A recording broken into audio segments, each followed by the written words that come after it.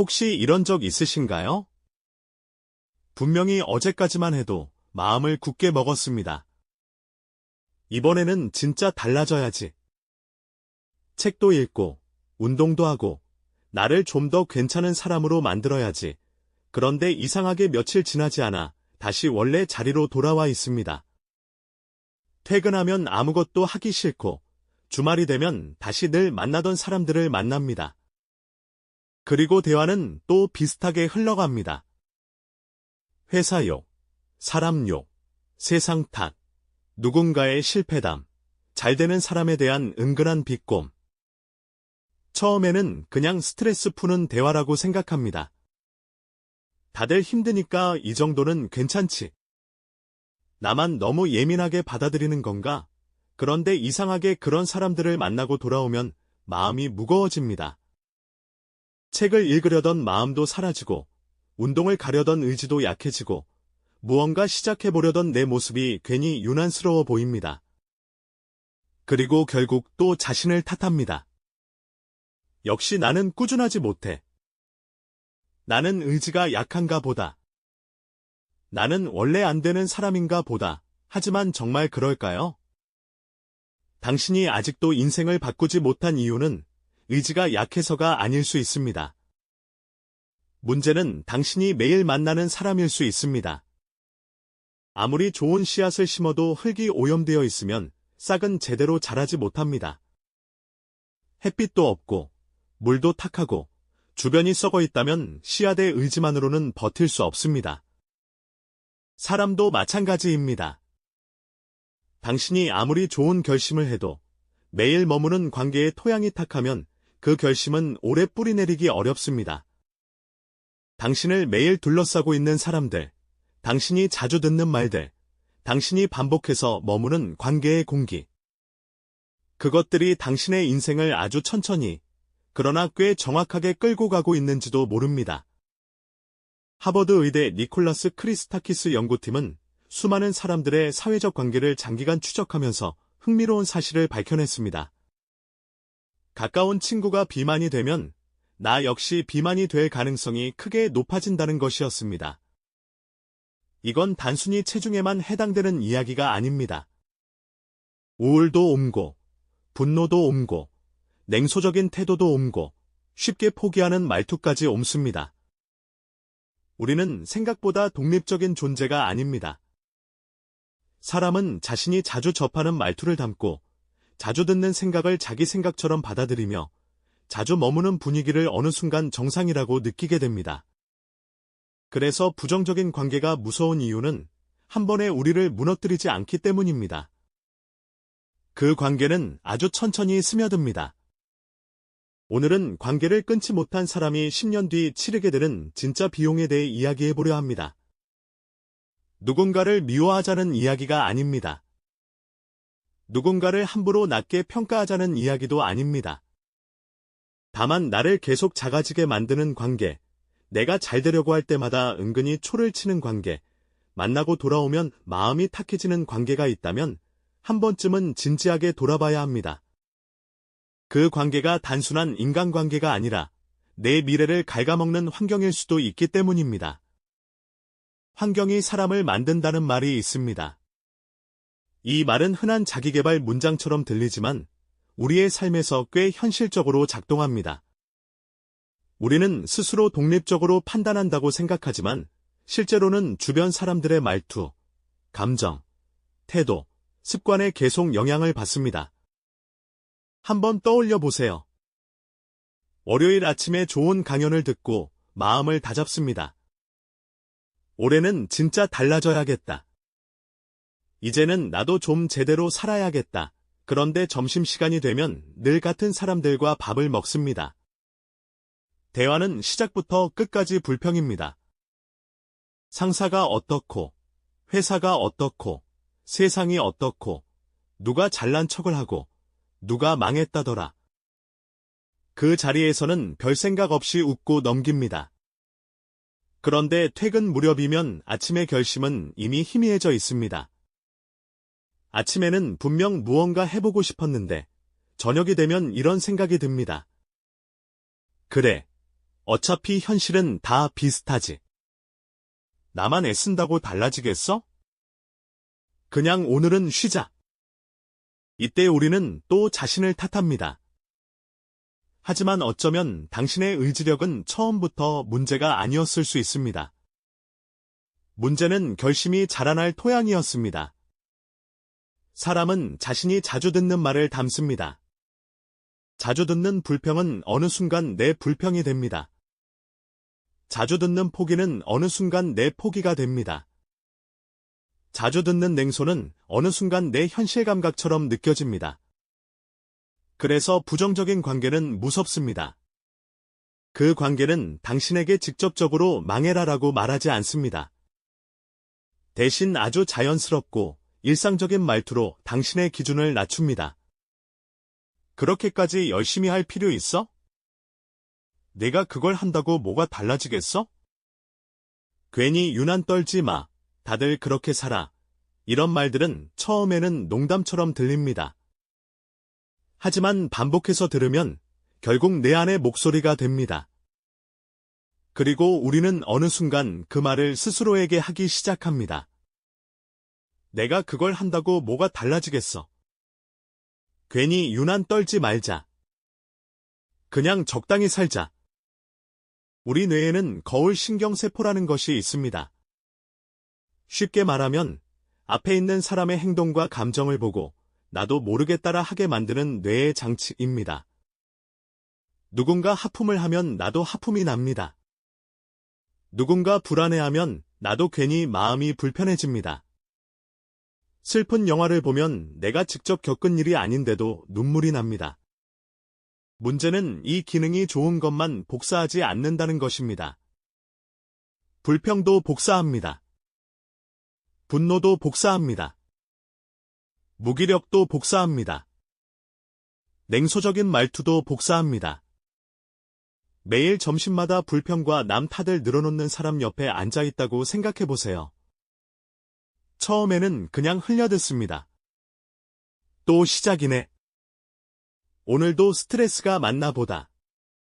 그런데 한 달, 세 달, 1년이 지나면 어느 순간 나도 비슷한 말을 하고 있습니다. 세상이 원래 그렇지. 노력해봤자 별거 없어. 괜히 열심히 사는 사람이 손해야. 이건 당신이 갑자기 나약해졌기 때문이 아닙니다. 뇌가 주변의 언어 패턴과 감정 상태를 반복해서 학습한 결과입니다. 부정적인 관계는 단순히 기분을 망치는 수준에서 끝나지 않습니다. 그 관계는 내가 세상을 해석하는 방식을 바꿉니다. 기회를 봐도 위험부터 떠올리게 만들고, 도전을 봐도 실패부터 상상하게 만들고, 좋은 사람을 만나도 의심부터 하게 만듭니다. 더 무서운 건 이런 관계 속의 사람들은 당신이 조금이라도 나아지려고 할 때 이상하게 불편한 반응을 보인다는 것입니다. 예를 들어 당신이 운동을 시작했다고 해봅시다. 요즘 헬스장 다니고 있어. 그러면 누군가는 이렇게 말합니다. 내가 무슨 운동이야? 며칠이나 가겠어. 당신이 책을 읽기 시작했다고 말합니다. 그러면 또 누군가는 이렇게 말합니다. 갑자기 왜 그래? 그냥 편하게 살아. 당신이 돈을 모으겠다고 하면 그렇게 아껴서 부자 되겠냐? 당신이 새로운 걸 배우겠다고 하면 그 나이에 뭘 또 시작해? 이 말들은 농담처럼 들립니다. 하지만 그 한마디의 무게는 생각보다 묵직합니다. 왜냐하면 그 말 안에는 당신을 원래 자리로 되돌리려는 힘이 숨어있기 때문입니다. 왜 사람들은 가까운 사람이 성장하려고 할 때 진심으로 응원하지 못할까요? 당신의 성장이 그들을 불편하게 만들기 때문입니다. 모두가 가만히 앉아 있을 때는 아무 문제가 없어 보입니다. 모두가 불평하고, 모두가 미루고, 모두가 현실 탓을 하면 아무도 불편하지 않습니다. 그런데 그중 한 사람이 일어나기 시작하면 상황이 달라집니다. 그 사람은 거울이 됩니다. 나는 왜 아직도 여기 앉아 있지? 나는 왜 아무것도 하지 않고 있지? 나는 왜 계속 핑계만 대고 있지? 이 질문이 생깁니다. 그 질문을 마주하는 것은 불편합니다. 그래서 어떤 사람은 자기도 일어나려 하지 않고 일어난 사람을 다시 앉히려 합니다. 오버하지 마. 괜히 유난 떨지 마. 너무 열심히 살려고 하지 마. 그거 해도 별거 없어. 이런 말은 겉으로는 걱정처럼 들릴 수 있습니다. 하지만 실제로는 당신의 성장을 멈추게 만드는 조용한 브레이크일 수 있습니다. 나쁜 관계 안에서는 발전적인 대화가 잘 나오지 않습니다. 대신 남의 실패담, 자극적인 가십, 쓸모없는 험담이 반복됩니다. 왜 이런 이야기가 편할까요? 남이 무너지는 이야기를 들을 때는 내가 제자리인 것이 문제가 아니게 느껴지기 때문입니다. 다 같이 바닥에 앉아 있으면 아무도 서 있지 않은 것처럼 보입니다. 그래서 누군가의 실패는 불편한 자기 성찰을 잠시 잊게 해줍니다. 하지만 그 대가로 우리는 점점 더 낮은 대화에 익숙해집니다. 낮은 대화에 익숙해지면 높은 목표가 어색해집니다. 험담에 익숙해지면 성장이 유난스러워 보입니다. 불평에 익숙해지면 감사가 낯설어집니다. 포기에 익숙해지면 도전이 우습게 느껴집니다. 이것이 부정적인 관계가 우리 인생을 제자리로 끌어내리는 방식입니다. 그리고 진짜 치명적인 문제는 따로 있습니다. 당신이 그들과 계속 어울리는 것만으로도 바깥에서는 당신을 그 관계의 일부로 본다는 것입니다. 나는 속으로 이렇게 생각할 수 있습니다. 나는 저 사람들과 달라. 나는 그냥 어울리는 것뿐이야. 나는 그 안에서 그래도 제일 괜찮은 편이야. 하지만 사람들은 그렇게 세밀하게 구분하지 않습니다. 사람은 당신이 자주 함께 있는 사람을 보고 당신을 판단합니다. 어떤 대화 속에서 편안해하는지, 어떤 분위기에 오래 머무는지, 어떤 사람들과 시간을 보내는지, 그것 자체가 당신에 대한 하나의 신호가 됩니다. 성숙한 사람, 배울 점이 많은 사람, 좋은 기회를 가져다 줄 수 있는 사람들은 굳이 시끄럽고 부정적인 에너지가 가득한 자리에 오래 앉아 있으려 하지 않습니다. 그 사람들에게는 선택지가 있기 때문입니다. 결국 나쁜 관계를 정리하지 못한다는 것은 단지 불편한 사람 몇 명을 곁에 두는 문제가 아닙니다. 그 관계 때문에 더 좋은 인연이 들어올 자리가 사라지는 문제입니다. 그런데 우리는 이런 관계를 쉽게 끊지 못합니다. 착해서일까요? 정이 많아서일까요? 물론 그런 이유도 있을 수 있습니다. 하지만 더 깊은 이유는 따로 있습니다. 불편함이 두렵기 때문입니다. 연락을 줄이면 어색해질까봐, 거리를 두면 나쁜 사람이 될까봐, 상대가 서운해할까봐, 주변 사람들이 이상하게 볼까봐. 그래서 우리는 그 불편함을 피하기 위해 그럴듯한 이유를 만들어냅니다. 그래도 오래 알고 지냈는데. 예전에는 좋은 사람이었어. 심성 자체가 나쁜 건 아니야. 나 아니면 누가 들어주겠어. 그 사람도 힘들어서 그래. 물론 모든 관계를 칼처럼 끊을 필요는 없습니다. 사람은 누구나 힘든 시기가 있고 누구나 부족한 면이 있습니다. 우리 역시 누군가에게 완벽한 사람은 아닙니다. 하지만 문제는 반복입니다. 만날 때마다 기운이 빠지는 관계, 대화하고 나면 나 자신이 작아지는 관계, 내가 잘되려 할 때마다 묘하게 초를 치는 관계, 내 이야기를 들어주는 척하면서 결국 자기 불만만 쏟아내는 관계. 이런 관계가 계속 반복된다면 그것은 단순한 성격 차이가 아닐 수 있습니다. 그건 내 삶의 에너지를 계속 빼앗는 구조입니다. 우리는 이미 투자한 시간과 감정이 아까워서 관계를 놓지 못할 때가 있습니다. 이것을 심리학에서는 본전 생각 또는 매몰 비용의 함정이라고 부릅니다. 이미 너무 오래 알고 지냈으니까, 이미 너무 많은 이야기를 나눴으니까, 이미 함께한 시간이 많으니까, 그래서 계속 손해를 보면서도 빠져나오지 못합니다. 재미없는 영화를 이미 절반이나 봤다는 이유로 끝까지 보는 것과 비슷합니다. 하지만 영화는 2시간이면 끝납니다.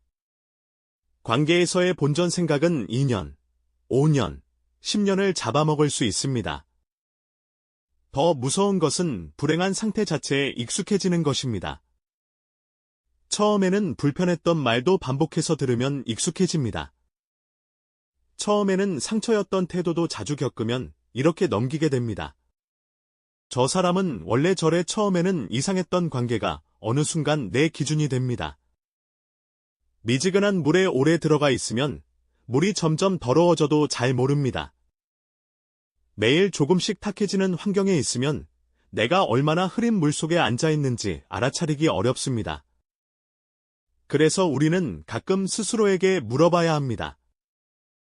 나는 지금 맑은 물에 있는가? 아니면 익숙한 흙탕물에 있는가? 그렇다면 어떻게 해야 할까요?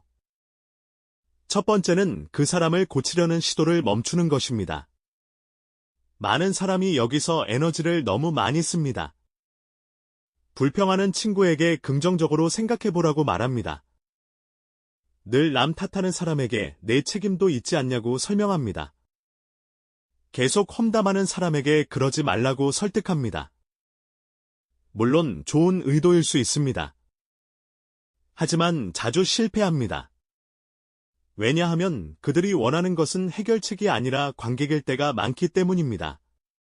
불만을 쏟아내는 사람은 조언을 듣고 싶은 것이 아닐 수 있습니다.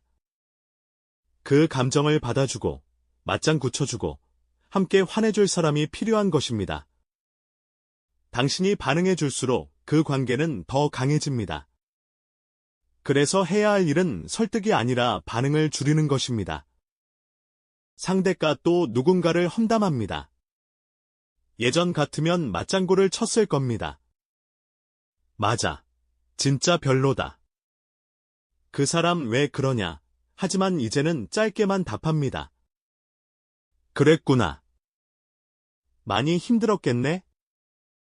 나는 그 얘기는 여기까지만 들을게. 불만이 길어지면 대화를 바꿉니다. 그래도 계속되면 자리를 줄입니다. 이건 차갑게 굴라는 뜻이 아닙니다. 내 감정의 수도꼭지를 아무에게나 열어두지 말라는 뜻입니다. 당신이 해야 할 일은 그 사람을 미워하는 것이 아닙니다. 내 뇌를 보호하는 것입니다. 내 안에 더 이상 오염된 말들이 계속 들어오지 않도록 입구를 관리하는 것입니다. 두 번째는 빈 공간을 두려워하지 않는 것입니다. 많은 사람이 나쁜 관계를 놓지 못하는 이유는 관계가 사라진 뒤의 공백이 두렵기 때문입니다. 그러면 나는 누구랑 밥 먹지? 주말에 누구를 만나지? 내 주변이 너무 텅 비면 어떡하지? 그런데 생각해보면 꽉 찬 서랍에는 새로운 물건을 넣을 수 없습니다. 오래된 물건, 쓰지 않는 물건, 볼 때마다 마음이 불편해지는 물건들로 가득한 서랍에는 정말 필요한 것이 들어올 자리가 없습니다. 관계도 그렇습니다. 좋은 사람이 들어오기 위해서는 먼저 공간이 필요합니다. 좋은 대화가 들어오기 위해서는 낡은 대화를 줄여야 합니다. 좋은 습관이 자리 잡기 위해서는 나쁜 분위기에서 보내는 시간을 덜어내야 합니다. 처음에는 외로울 수 있습니다. 혼자 밥을 먹는 시간이 어색할 수 있습니다. 연락이 줄어든 휴대폰이 낯설 수 있습니다. 주말에 약속이 없는 시간이 불안할 수 있습니다. 하지만 그 시간을 너무 빨리 아무 관계로나 채우지 않았으면 좋겠습니다. 그 빈 공간이 바로 당신이 회복되는 자리일 수 있습니다. 혼자 있는 시간은 벌이 아닙니다. 그 시간은 나를 다시 정비하는 시간입니다.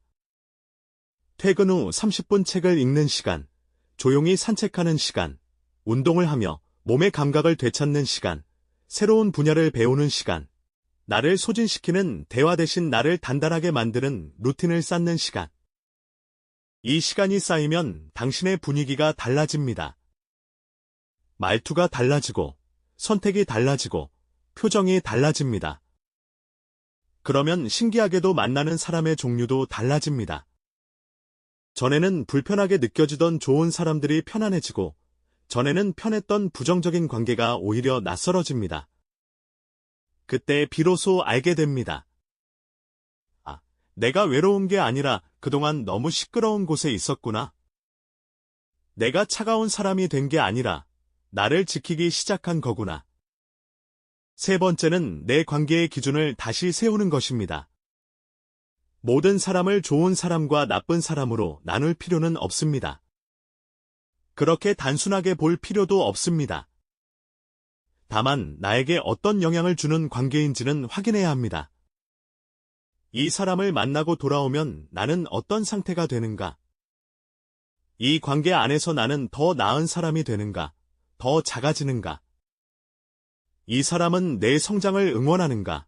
아니면 은근히 끌어내리는가? 내가 힘들 때 기댈 수 있는가?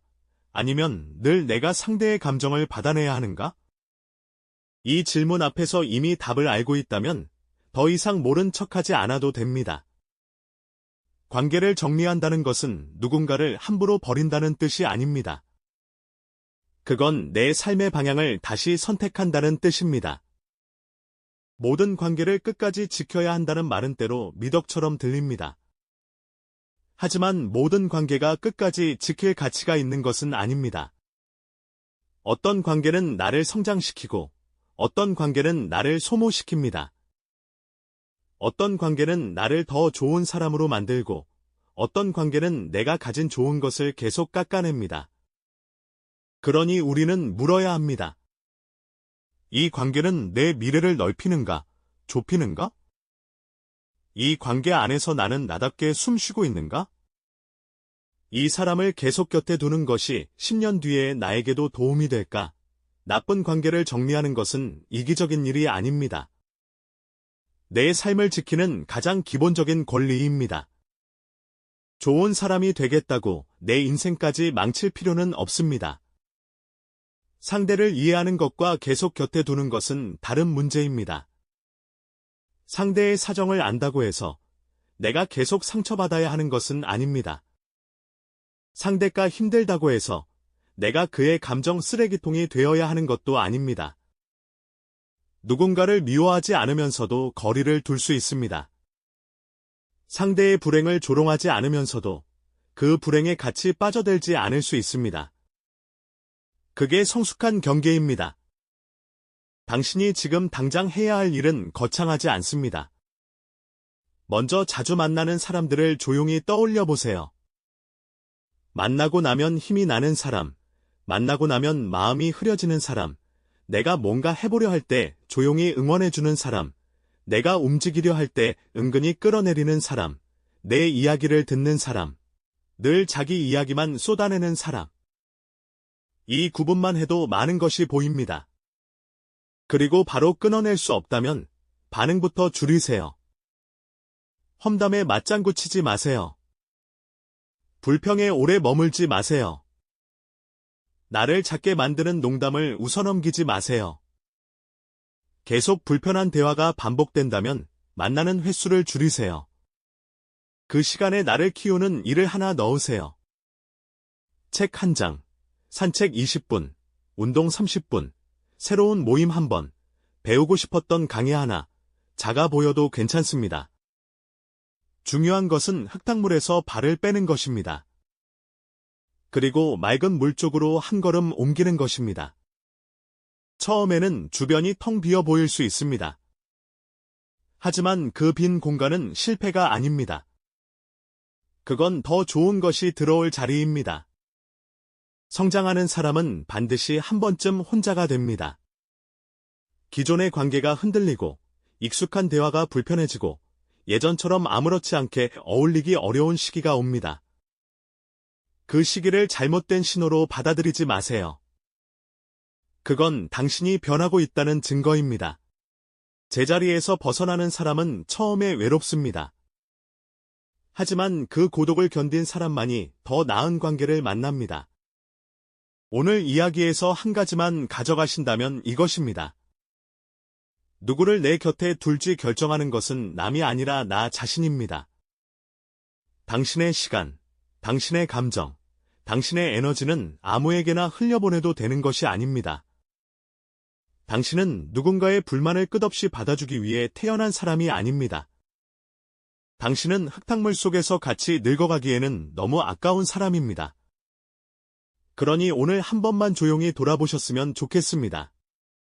내가 지금 붙잡고 있는 이 관계가 10년 뒤에 나에게도 정말 필요한 관계인지, 아니면 지금 끊지 못해서 10년 뒤 더 큰 비용을 치르게 될 관계인지. 관계를 정리한다는 것은 누군가를 미워하는 일이 아닙니다. 내 삶의 물을 다시 맑게 만드는 일입니다. 오염원을 차단하고 깨끗한 물을 계속 공급하는 일입니다. 처음엔 불편할 겁니다. 미안할 수도 있고, 외로울 수도 있고, 괜히 내가 나쁜 사람이 된 것 같을 수도 있습니다. 하지만 그 불편함을 너무 두려워하지 마세요. 그 불편함은 당신이 원래 자리에서 벗어나고 있다는 신호일 수 있습니다. 이제는 당신의 삶을 지키는 쪽을 선택하셨으면 좋겠습니다. 당신의 마음이 맑아지는 관계, 당신의 가능성을 가볍게 여기지 않는 사람, 당신이 더 나은 사람이 되려 할 때 조용히 응원해주는 환경, 그런 곳으로 조금씩 옮겨가셨으면 좋겠습니다. 생각의 정비소는 오늘도 당신의 마음이 조금 더 단단해지는 쪽을 응원하겠습니다. 오늘 영상이 도움이 되셨다면 좋아요와 구독 부탁드립니다. 끝까지 들어주셔서 감사합니다.